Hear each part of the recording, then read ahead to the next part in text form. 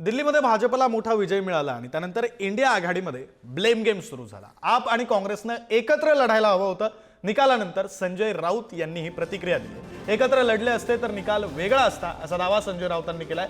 तर प्रवीण दरेकर यांनी संजय राऊतांच्या वक्तव्यावर प्रतिक्रिया दिली। संजय राऊत राज्यात बोलून थकले, परंतु राऊतांचं वक्तव्य कोणच गांभीर्याने घेत नाही असं ते म्हणाले।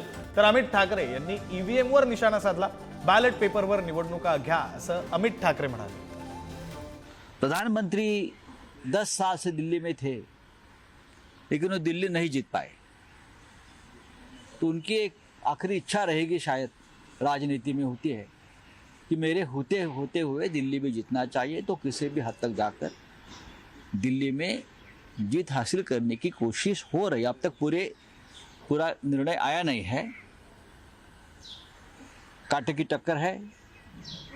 अगर कांग्रेस पार्टी और आपका मनोमिलन होता तो अच्छी बात रहती। नाही, मला वाटतं संजय राऊत आता त्या ठिकाणी भरकटलेले आहेत।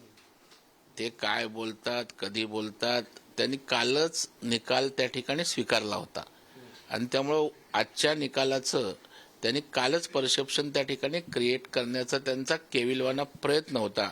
परंतु आता संजय राऊतांचं वक्तव्य कोणच गांभीर्याने घेत नाही, त्याच्यामुळे मीही घेत नाही। संजय राऊत हे त्या ठिकाणी केवळ बोलघेवडापणा करतात, केवळ विखारी टीका करतात आणि नॅरेटिव्ह सेट करण्यासाठी त्या ठिकाणी वाटेल ते बोलतात। कुठलंही रचनात्मक ना काम करत ना बोलत। तुम्हाला जर ईव्हीएम वर विश्वास नसेल तर बहिष्कार टाका।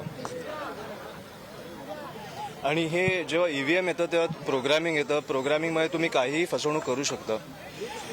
तर मला वाटतं की कुठेतरी ह्या निवडणुकीत नसेल झालं, पुढच्या होईल मला माहित नाही, पण बॅलेट पेपर कधीही बेटर असं मला वाटतं। आणि हे आम्ही आधी बोलून झालंय की निवडणुका तुम्ही पारदर्शकतेने घेतल्या पाहिजेत, बॅलेट पेपरवर घेतल्या पाहिजेत। हे आमचं मला वाटतं 2017 पासून राजसाहेब बोलत आहेत, त्याच्यामुळे आम्ही त्याच मतावर ठाम आहोत। पण आता शेवटी निवडणुकांवर बहिष्कार नसेल टाकायचा तर तुम्हाला ह्याच स्वरूपाचं तुम्हाला रिझल्ट जे आहेत ते दिसणार आहेत।